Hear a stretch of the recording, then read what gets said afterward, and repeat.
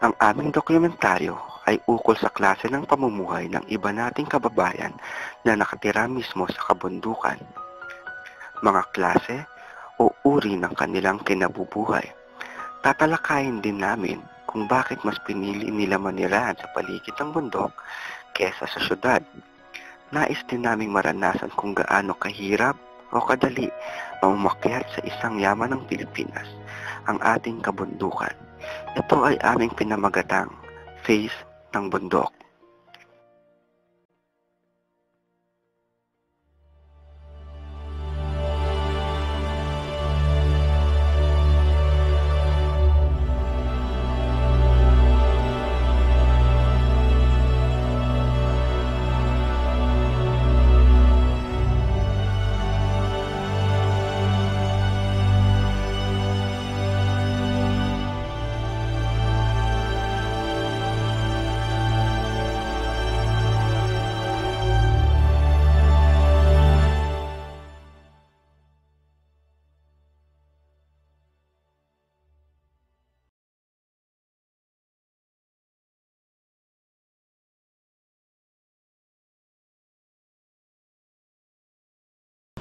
Ate, anong dahilan kung bakit mas pinili mo buhay dito sa probinsya or dito sa bundok kaysa sa syudad ng Manila?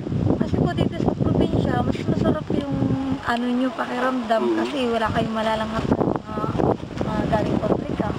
Natural talaga yung... Pero may industrial dito. Mayroon po, pero malayo naman po kami sa ganun. Kasi nandito na po kami sa ano, sa may pinakapaanan ng bundok. Pero yung pamumuhay doon, mas mahirap ba kaysa dito?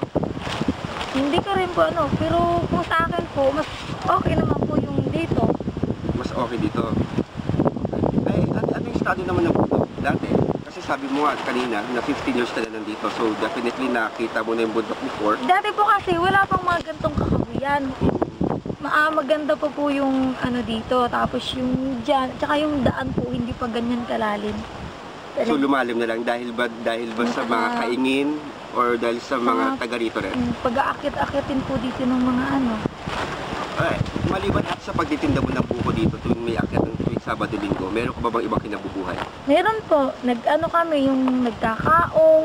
Alam niyo yung kaong? Kaong yung ginagawang sa halo-halo? Yung sinasama sa halo-halo. Ay, yung parang ublong. Mm-mm. Yun, tapos nag-ano kami ng mga gulayin, pichay. Sapat naman ba ang ano? Eh, minsan man po, okay lang. Yun nga lang po, wag lang magkasakit. Talagang okay naman yung kita namin. Ganun. Pero minsan, pag hindi ka kumita, pagpalagatan yung pechay, hindi siya tumubo ng ayos. At Ano talagang, pang ibang alternative na pwede mong ginagawa? basta po ang pinagkakakitaan namin yung kaong, pichay, tapos yung nanggagawa kami yung walis. Oo. Katulad din nakita ko si ate doon sa baba. Yun. Naghihibla ng wales. Okay. Kaong din po yun. Kaong din yun. Bali yung bunga nun, yun ang niluluto din namin, tapos pinagbibili namin dyan sa palengke. Ganun. Ayun, Ate Leia, salamat sa pagtulong sa amin, sa aming mga estudyante, at ingat ka palagi, ha? Salamat. Salamat po.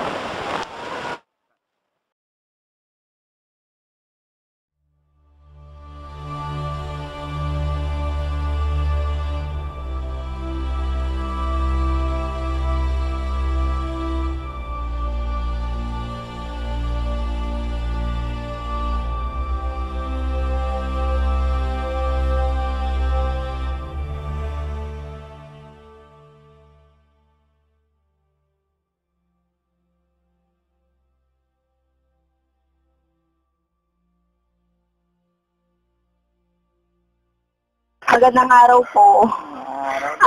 May konti lang po kami katanungan sa inyo. Ano po, bakit niyo po mas piniling manirahan dito kaysa sa Maynila?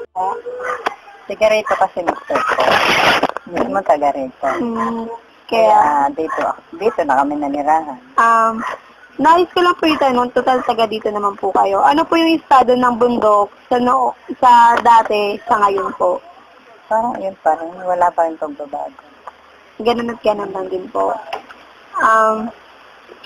Okay na po ba ano po yung kinabubuhay niyo dito? Ganun din. Yung pangangalakan ng dati. Pero sa ngayon naman, hindi na kami nangangalakan. Mga anak ko na lang nandito o sa saan. Okay naman po ba yung kita? Ay, yun. Sige po, salamat po. Hey, Jay Sean, Sean Paul. let's go. This one right here. All right, it's for all the ladies. Ladies, you wanna take it back? Don't say it. Oh, holla at him, Jay. I've been thinking about you and how we used to be then. Back when it didn't have to end. We can start again. There's nothing left to say, to waste another day. Just you and me tonight. Everything'll be okay. If it's alright with you, then it's alright with me.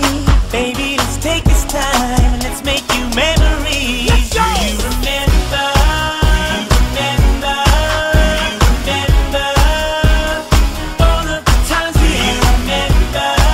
Do you remember? Do you remember all of the times we had? Let's bring it back. Bring it back. Let's bring it back. Bring it back. Let's bring it back. Bring it back. Let's bring it back. Bring it back. Let's bring it back.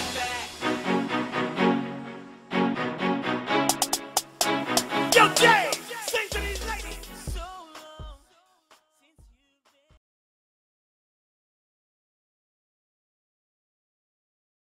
Magandang araw po sir. Kami po ang estudyante ng Our Lady of Fatima. Nais po sana namin kayong tanungin about sa estado ng bundok since dito din naman po kayo nakatira sa Maynila. Unang tanong ko po, nakaakyat na po ba kayo ng bundok? Opo. Nung bata ako, dinala ko ng tatay ko. Yun lang. So since matagal na po pala yung panahon na yon, sa tingin nyo po, ano po kaya ang estado ng bundok ngayon? Kasi sa mga nakikita ko sa mga balita, medyo madami nang nagmamining sa mga bundok natin ngayon. At kaya nagkakaroon ng mga landslide at mga trahedya. Ano po ba ang trabaho nyo dito sa Maynila? Nurse. So as a nurse, kung may pagkakataon po kaya, gusto nyo po kayang magtrabaho sa tuktok o sa gilid ng bundok? Dito na lang sa city kasi nandito yung work ko eh. Sa kasanayan po ba, hindi po kayo sanay na mamuhay ng mahirap sa bundok? Hindi kasi sanay ako sa fast life. Ganun po ba? Sige. Maraming salamat po, sir. Okay, thank you.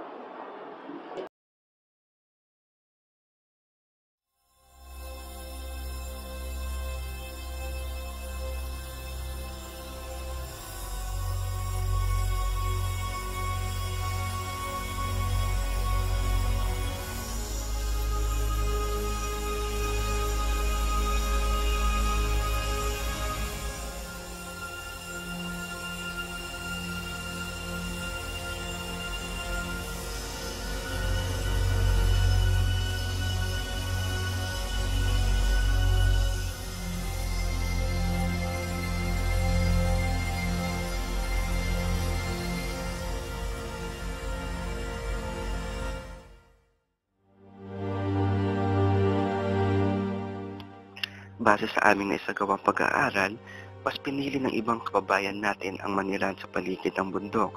Ito ay sa kadahilanan na ito ay kanilang kinagisnan na. Nais man nila umalis, tumira sa syudad, pero wala silang sapat na edukasyon na magagamit. Isang payak na pamumuhay, sapat na ang kumita nakakarampot upang lamang may pantawid sa araw-araw. Ayon sa isang pag-aaral, mas mataas ang porsyento ng mga kababayan nating naghihirap ang nakatira sa rural. Isa sa mga kadahilanan ay ang mabagal na progreso sa kanilang lugar. Isa naman sa mga pangunahing rason ay edukasyon. Sa aming pananaw, masyadong focus ang gobyerno sa syudad, kaya napag-iiwanan ang ibang probinsya. Kung mabibigyan lamang ng atensyon ang ating mga kababayan, mas tataas pa sana ang kalidad ng ating pamumuhay.